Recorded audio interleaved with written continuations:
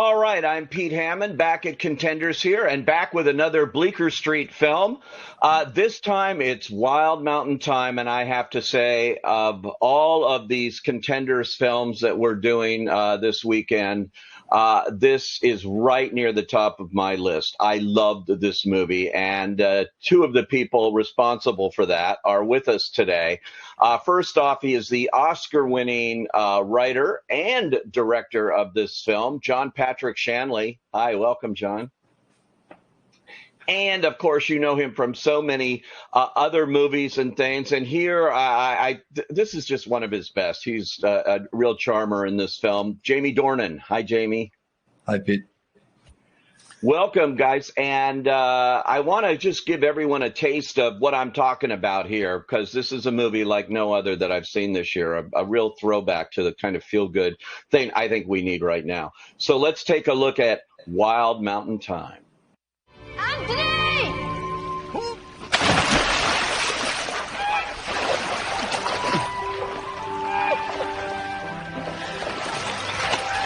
Are you all right? I'm fine. What are you doing out there? Fishing. That was fishing? Yeah. Without a rod? Who were you talking to?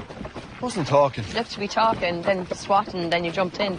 I did not. It's a Kelly's to jump in. I'm O'Reilly. You're O'Reilly. What are you doing down by the river? What I've been doing after this one. Oh, you're not still from the night before. I am. Well, God in heaven, you look the worst for it. Well, thanks much. You don't look perfect yourself. All right. John, congratulations on this. I mentioned you're an Oscar winner. Of course, Moonstruck and Joe versus Volcano, another favorite of mine, and Doubt, and so many things. This actually came from a play that you had written called Outside Mullingar. So why did you decide this would be right as a movie and that you would direct it? Well, sometimes you do a play and people want to make it into a movie and you don't think it's a good idea. When you're doing a play that's set in rural Ireland, it's definitely a good idea because you get to go to Ireland and shoot that incredibly beautiful countryside and those endless wild skies. And having all of the actual animals and wind and rain and sunshine that pass through the frame every 15 minutes. It's an adventure to shoot in Ireland, and a positive adventure. And where did you shoot? County Mayo, or where was it exactly? Yeah, we shot in County Mayo because the play was based on my family, and they're in Central Ireland, in County Westmeath, which is the Midlands, and it's kind of flat. And I wanted a mountain. Both because that's the title of the film, but also because my passions run up and down a goodly amount, and flat terrain wouldn't suit it. So County Mayo was the way to go. Well, what a setting you have there with gorgeous cinematography from Stephen Goldblatt, and it literally is kind of a fantasy land for people going and watching this movie, and you say this is out of another time almost. And what a great cast too that you put together here. In the two key roles here, you have Jamie Dornan here who plays Anthony, and he lives next door and has since he was a kid, next to Rosemary, played beautifully by Emily Blunt. And we can tell they were made for each other. They just, or he just can't. Jamie, your character is clueless, it seems, to all of this perfect romance that's just waiting to happen. Yeah, I mean, he just, can't see the light from the trees, really, I think the first time I read the script, I just wanted to give him a hug, or give him a shake, or something to sort of wake him up to what's in front of him and what's on offer, and bless him, he just can't see it. Well, what was the joy of playing a role like this? I've heard it described as the least normal person you've ever played. Yeah, I mean, and I've played some very dark and twisted and psychopathic characters before, but in a way, Anthony's less normal than any of them, because, I don't know, because he's much closer to who I am, and if you're willing to accept what's not normal about yourself, which I think is a very important step to take in life, then gives you way more freedom to explore those sort of oddities and insecurities that you have within yourself and put them into a character. But much of that was done for me on the page with John's beautiful words and actions that Anthony had. Yeah, talk about those beautiful words. You're probably, of the whole cast, the most at home in this setting, I would think.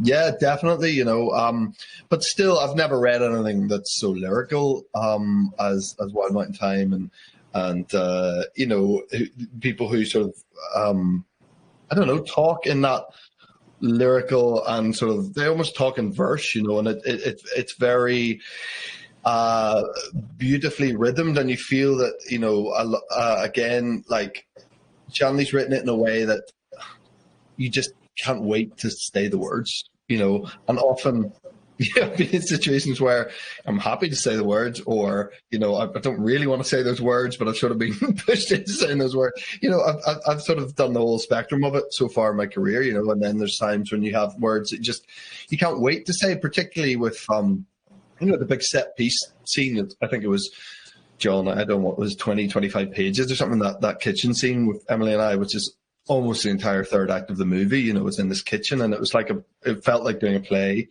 and, you know, we didn't really get a chance to rehearse it. And luckily by that stage, Emily and I had this very strong understanding of each other, and strong understanding of what we were both doing with the characters, and that push and pull of it and the movement of it and the back and forth just felt natural by that point, you know. And that was, I think we shot that over 2 or 3 days, and it was, you know, some of the best, most exciting times I've ever had at work. Yeah, talk about that, John. Talk about getting this cast together. And I mean, beyond Jamie and Emily Blunt, you have the great Christopher Walken playing his father here, and you have John Hamm who comes into it, and it's just a fantastic cast.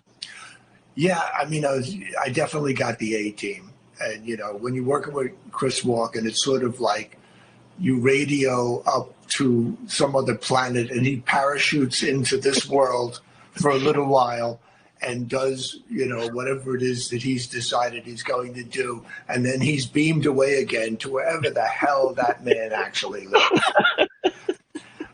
And then, you know, John Hamm has that sort of incredible American what's the problem attitude, and faced with people who are just bursting with problems of an internal kind.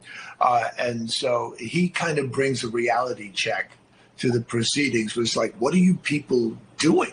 You know, why don't you just get on with your lives? You're creating problems that don't really exist. But we also had a lot of Irish actors like Barry McGovern in other subsidiary roles, and Dervla Malloy, who is beautiful actress and from Ireland originally as well. And everywhere you turned, you know, if I were an actor, everywhere I would turn, I would run into another great actor to play a scene with. So it's kind of I would imagine, great fun to go in there and bounce off these people. Yeah, and just the whole feel of the movie. I want to do a shout out too for the music. Amelia Warner, who Jamie knows very well because that happens to be his wife. And musically, this offers you opportunities, Jamie. Yeah, it does. You know, nothing more terrifying than having to sing alongside Mary Poppins. But, you know, you know, that aspect of it is lovely, and this song's always meant something to me. You know, I've known the song my whole life, and to be able to sing it was a beautiful thing. And I think it's I mean, weirdly, that was our first day. We'd sort of shot some stuff in the morning out in the fields, and then that was our first afternoon. First scene that Emily and I had together, like indoors, was that singing scene on day one. So yeah, pure terror, but I think got away with it. It should be on the charts. It was great. And also, before we go, I have to ask you, what's it like working with they say never work with animals or kids. You're working with a lot of animals in this movie. Well, yeah, I could tell, you know, I had a scene with Chris Walken working with the dog, And it was very clear to me that Chris wished that dog was beamed up to another planet and that he didn't have to deal with him. But at the same time, they bring a groundedness to a scene that is irreplaceable. Jamie did a scene with the biggest bull I have ever seen, who was drugged on herbs of some kind that they gave him, but still looked like he could kill us all without even thinking much about it. So that added a certain frisson to the scene. What was that? What was a scene partner like that for you, Jamie? Well, luckily I had Emily there with me, and I feel like, I feel like I was sort of edging slightly closer, trying to be the sort of protective guy.